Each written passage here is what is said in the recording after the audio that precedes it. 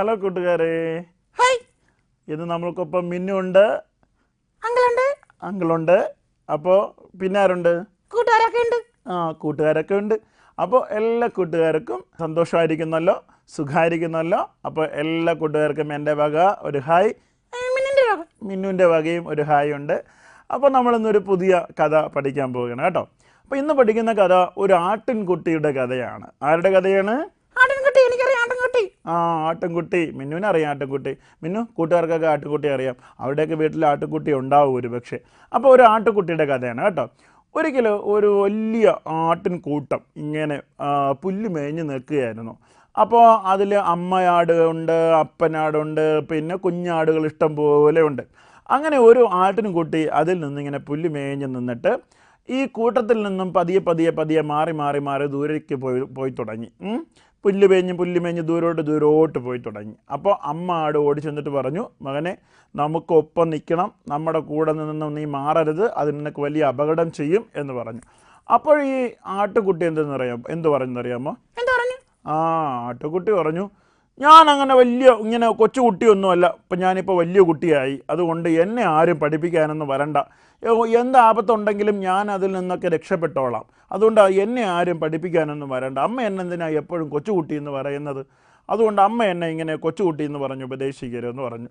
അല്ലേ, ചില കൊച്ചു കൂട്ടുകാരൊക്കെ അങ്ങനെയാണ്, അമ്മയും പപ്പയും ഉപദേശിക്കുമ്പോൾ ഉണ്ടല്ലോ പിന്നെ വലിയ കുട്ടി എന്ന് പറയും. മിന്നു അങ്ങനെയാണോ? ഞാൻ പറഞ്ഞ കേൾക്കുമോ? കൂടുതൽ ഉപദേശിക്കണ്ടേ? അപ്പം മിന്നു അങ്ങനെയാണല്ലേ? ഇനി അങ്ങനെയല്ല. അപ്പോൾ അങ്ങനെ ആരും പറയാനൊന്നും പാടില്ല. പക്ഷെ ഇവിടെ ഈ ആട്ടുകുട്ടി എന്തെന്നറിയാമോ? പിന്നെ അമ്മയോട് പറഞ്ഞു, വലിയ കുട്ടിയായി, അതുകൊണ്ട് എന്നെ ഉപദേശിക്കാൻ വരണ്ട. അങ്ങനെ ഇവൻ ഈ പുല്ലുമേഞ്ഞ് ഒരുപാട് ദൂരെയായി. അപ്പോൾ അമ്മ ഇത് കണ്ടില്ല കേട്ടോ. അപ്പോൾ അവരിൽ നിന്നെല്ലാം ഒരുപാട് അകന്ന് ദൂരെ പോയപ്പോഴത്തേക്കാണ് ഇവൻ നോക്കിയപ്പോൾ, അയ്യോ, അടുത്തൊന്നും ആരുമില്ല. ഞാൻ എൻ്റെ പിന്നെ കൂട്ടുകാരിൽ നിന്നും അമ്മയിൽ നിന്നും അപ്പനിൽ നിന്നൊക്കെ ദൂരെ ആയിപ്പോയി എന്ന് അവന് മനസ്സിലായി. അപ്പോൾ ഇനി എങ്ങനെ അവിടെ എത്തും? അവനിങ്ങനെ പതിയെ നടക്കാൻ തുടങ്ങിയപ്പോൾ അവൻ നോക്കിയപ്പോൾ ഒരു വലിയ ചെന്നായി തന്നെ ലക്ഷ്യമാക്കി ഇങ്ങനെ കുതിച്ച് വരാൻ നിൽക്കുന്നുണ്ട്. അയ്യോ, ഇനി എന്ത് ചെയ്യും? അവന് നല്ല പേടിയായി. അവൻ വിചാരിച്ചു, ഇപ്പോൾ ആ ചെന്നായി എന്നെ കൊന്ന് തിന്നും, ഇനിയിപ്പോൾ എന്താ ചെയ്യുക? പറഞ്ഞു തീർന്നില്ല, അതിനു മുമ്പേ ചെന്നായ ഓടി അവൻ്റെ അടുക്ക് വന്നു. എന്നിട്ട് പറഞ്ഞു, ഞാനിപ്പോൾ നിന്നെ കടിച്ചു കീറി തിന്നും, എനിക്ക് വിശന്നിട്ട് വയ്യ, നിന്നെ കിട്ടിയത് വളരെ ഉപകാരമായി. നീ നിൻ്റെ അമ്മയുടെ അടുത്ത് നിന്നും നീ നിൻ്റെ പിന്നെ കൂട്ടത്തിൽ നിന്നൊക്കെ മാറി വന്നത് നന്നായി, അവരെ ഒന്നും പേടിക്കാതെ എനിക്ക് നിന്നെ തിന്നാലോ എന്ന് പറഞ്ഞു. അപ്പോൾ ആട്ടിൻകുട്ടി നല്ല പേടിച്ചു കേട്ടോ. പറയാം, രക്ഷപ്പെട്ടോ എന്നാണ് മിന്നു ചോദിക്കുന്നത്. പറയാം. അപ്പോൾ ആട്ടുകുട്ടി പറഞ്ഞു, നീ എന്നെ കൊന്നു തിന്നോളൂ, കുഴപ്പമൊന്നുമില്ല, പക്ഷേ എനിക്കൊരു ആഗ്രഹമുണ്ട് കേട്ടോ.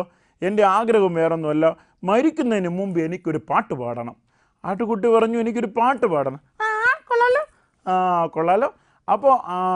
അപ്പോൾ ചെന്നായി പറഞ്ഞു, നിൻ്റെ അവസാനത്തെ ആഗ്രഹമല്ലേ, നീ ഒരു കാര്യം ചെയ്ത് പാടിക്കോ എന്ന് പറഞ്ഞു.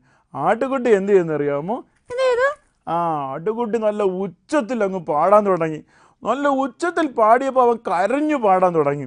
അവൻ്റെ ശബ്ദം കേട്ടപ്പോഴാണ് ഈ അമ്മയാടും അതുപോലെ കൂട്ടത്തിലുള്ള എല്ലാ ആടും ശ്രദ്ധിക്കുന്നത്. ആട്ടിൻകുട്ടി ദൂരെ നിന്ന് കരയുകയാണെന്ന് മനസ്സിലായി. അവൻ എന്തോ ആപത്ത് പറ്റിയിട്ടുണ്ട്. കൂട്ടത്തോടെ ഓടി ഈ ആട്ടിൻകുട്ടിയുടെ അടുത്തേക്ക് വന്നു. കൂട്ടത്തോടെ ആട്ടിൻകൂട്ടം വരുന്നത് കണ്ടപ്പോൾ എന്ത് ചെയ്തു? ചെന്നായി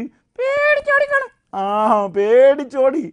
അവന് മനസ്സിലായി, ഇവിടെ നിന്നാൽ ഇനി ശരിയാവില്ല. അങ്ങനെ അവൻ പേടിച്ചു ഓടി. അങ്ങനെ ആട്ടിൻകുട്ടി രക്ഷപ്പെട്ടു കേട്ടോ. അവൻ അമ്മയോട് പോയി പറഞ്ഞു, അമ്മ, ഞാൻ അമ്മയിൽ നിന്നും അമ്മയുടെ വാക്ക് കേൾക്കാതെ ദൂരെ പോയതുകൊണ്ടാണ് എനിക്കിങ്ങനെ ഒരു അപകടമൊക്കെ സംഭവിച്ചത്.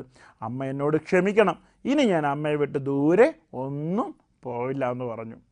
പ്രിയപ്പെട്ട കൂട്ടുകാരെ, നമ്മൾ മനസ്സിലാക്കണം, നമ്മുടെ പപ്പയും അമ്മയും പിന്നെ നമ്മൾ സ്കൂളിൽ പഠിക്കുമ്പോൾ നമ്മുടെ സ്കൂളിലെ അധ്യാപകരും എല്ലാം നമുക്ക് സംരക്ഷണം തരുന്നവരാണ്. അവരുടെ വാക്ക് കേട്ടനുസരിച്ച് നമ്മൾ നിൽക്കണം. അവരിൽ നിന്നും ദൂരേക്ക് പോകാനായിട്ട് പാടില്ല. പലപ്പോഴും നമ്മൾ ഉത്സവമൊക്കെ കാണാൻ പോകാറില്ലേ? പിന്നെ അങ്ങനെ ഉത്സവങ്ങളൊക്കെ കാണാൻ പോകുമ്പോൾ, പിന്നെ ഉത്സവ സ്ഥലങ്ങളിലെ നല്ല ലൈറ്റൊക്കെ കാണാൻ പോകുമ്പോൾ അമ്മയും പപ്പയിൽ നിന്നും ഒന്നും മാറിപ്പോകാൻ പാടില്ല. നമുക്ക് വലിയ അപകടങ്ങളൊക്കെ സംഭവിക്കും കേട്ടോ. പിന്നെ ബൈബിളിലൊരു കഥയുണ്ട്. കഥയല്ല, ഒരു സംഭവമാണ്. യേശുപ്പച്ചൻ്റെ ജീവിതത്തിൽ നടന്ന സംഭവം. ഞാൻ സംഭവം പറയാം. യേശുപ്പച്ചന് ആപത്ത് സംഭവിച്ച സംഭവമൊന്നുമല്ല. പക്ഷേ യേശുപ്പച്ച അപ്പൻ്റെയും അമ്മയിൽ നിന്നും അകന്നു പോയൊരു സംഭവം ഉണ്ടായിട്ടുണ്ട്. പള്ളിയിൽ പോകുന്ന സമയത്താണ്.